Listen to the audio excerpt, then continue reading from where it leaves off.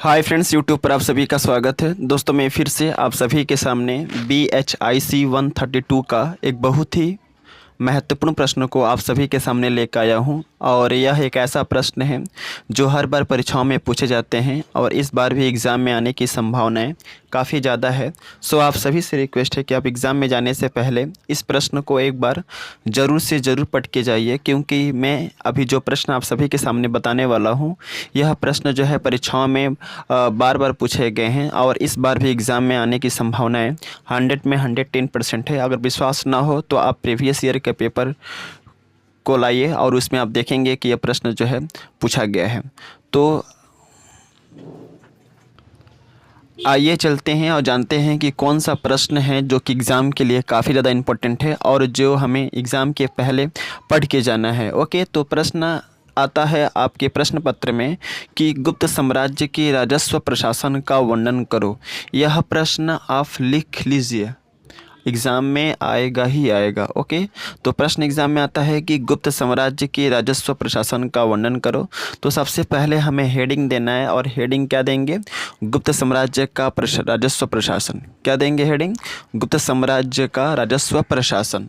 इस हेडिंग के अंतर्गत आपको लिखना है कि गुप्त साम्राज्य में जुर्माने के अलावा भू राजस्व राज्य के आमदनी का एक सबसे महत्वपूर्ण आधार होता था। क्या समझे आप? गुप्त साम्राज्य में जुर्माने के अलावा भू राजस्व, भू मतलब होता है भूमि। ओके, तो गुप्त साम्राज्य में जुर्माने के अलावा भू राजस्व राज्य के आमदनी का एक सबसे महत्वपूर्ण आधार होता था। गुप्त साम्राज्य में भू राजस्व के आमदनी को वसूलने के लिए, यानी कि भू राजस्व आमदनी को एकत्रित करने के लिए, संग्रहित करने के लिए, वसूलने के लिए एक अधिकारी की नियुक्ति की जाती थी। इतना लिखती है। इसके बाद आपको लिखना है कि गुप्तकालीन प्रशासनिक व्यवस्था और भू राजस्व व्यवस्था काफ़ी मजबूत थी। गुप्त काल में राज्य के आय का सबसे महत्वपूर्ण स्रोत भू राजस्व से प्राप्त होने वाला कर था। आपको दिमाग में बैठा लेना है कि गुप्तकालीन जो प्रशासनिक व्यवस्थाएं थी और जो भू राजस्व व्यवस्थाएं थी काफ़ी मजबूत थी, काफ़ी सुदृढ़ थी। गुप्त काल में राज्य के आय का सबसे महत्वपूर्ण स्रोत भू राजस्व से प्राप्त होने वाला कर था। कर मतलब होता है टैक्स। क्या समझे? कर का मतलब क्या होता है? टैक्स। तो गुप्त काल में राज्य के आय का सबसे महत्वपूर्ण स्रोत क्या था? भू राजस्व से प्राप्त होने वाला कर।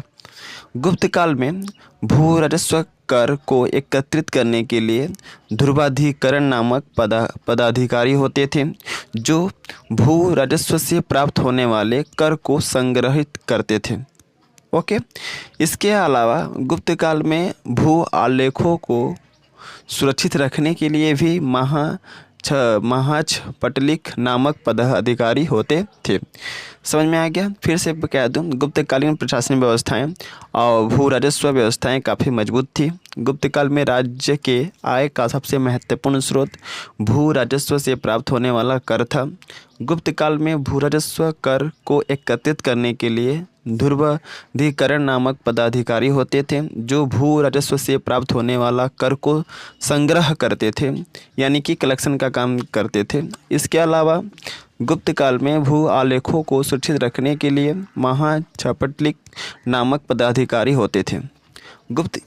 इसके बाद पैराग्राफ चेंज करके आपको लिखना है कि गुप्त काल के अभिलेखों से यह जानकारी मिलती है कि भूमि से प्राप्त होने वाला कर को भोग कहा जाता था। यानी कि जो कर भूमि से प्राप्त होता था उसे क्या कहा जाता था? भोग।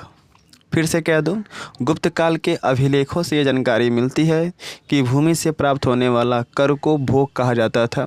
गुप्त काल में जो लोग राजकीय भूमि पर कृषि करते थे, उन सभी लोगों को 1/6 भाग कर देना पड़ता था। कितना भाग टैक्स देना पड़ता था? 1/6 भाग।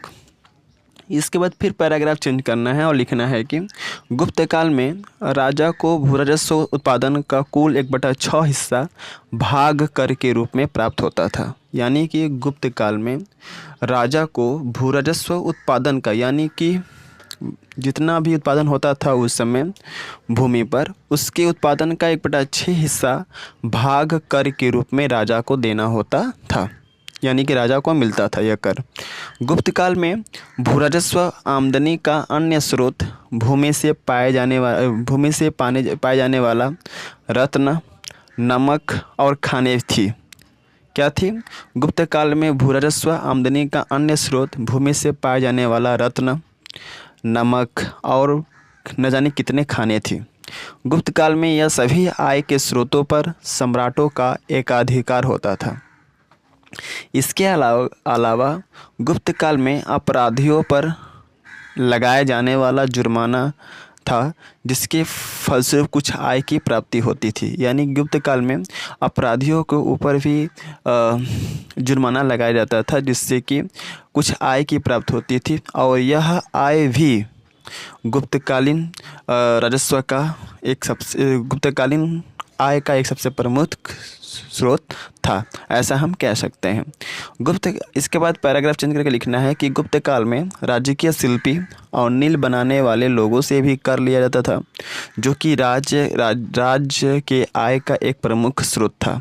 फिर से कह दूं, गुप्त काल में राज्य के शिल्पी और नील बनाने वाले लोगों से भी कर लिया जाता था। कर मतलब होता टैक्स, जो कि राज्य के आय का एक सबसे प्रमुख स्रोत था। इसके अलावा गुप्त काल में सोनार, छोटे छोटे कारीगरों, जुलाहा और शराब बनाने वाले छोटे छोटे कारीगरों से भी टैक्स वसूली किया जाता था, जो कि राज्य के आय का एक प्रमुख स्रोत के रूप में जाना जाता है। तो आई थिंक जो है आप लोगों को इस वीडियो में समझ में आ गया होगा कि गुप्त साम्राज्य के राजस्व प्रशासन किस प्रकार की थी। और एक चीज़ वीडियो के माध्यम से कहना चाहूँगा कि मेरा एक टेलीग्राम चैनल है जिसका नाम है इग्नू लर्नर। तो जो भी न्यू व्यूवर्स जो हैं पहली बार चैनल पे आए हैं और वे चाहते हैं कि इसका PDF आप सभी को मिल जाए, तो आपको सबसे पहले मेरे इस वीडियो के डिस्क्रिप्शन में जाना होगा, जहां मैंने इसमें अपने टेलीग्राम चैनल का लिंक इस वीडियो के डिस्क्रिप्शन में दे दिया हूं।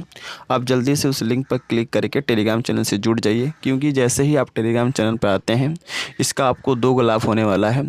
पहला लाभ है कि इसका PDF आप सभी को मिल जाएगा, और इसके रिगार्डिंग बहुत सारी वीडियोज़ जो हैं मैंने पहले ही अपलोड कर दिए हैं, और उन सभी वीडियो में मैंने बहुत सारे इंपॉर्टेंट क्वेश्चन बताए हैं जो परीक्षाओं में बार बार पूछे जाते हैं, या जिन प्रश्नों के एग्ज़ाम में आने की संभावनाएं काफ़ी ज़्यादा होती है। मैं उन सभी प्रश्नों को अपनी वीडियो में बता दिया हूँ। वे सारे के सारे वीडियो जो हैं मैंने पहले ही अपलोड कर दिया है, तो उन सभी वीडियो को आप देख लीजिए, क्योंकि उन सभी वीडियो में मैंने इंपॉर्टेंट क्वेश्चन बताए हैं।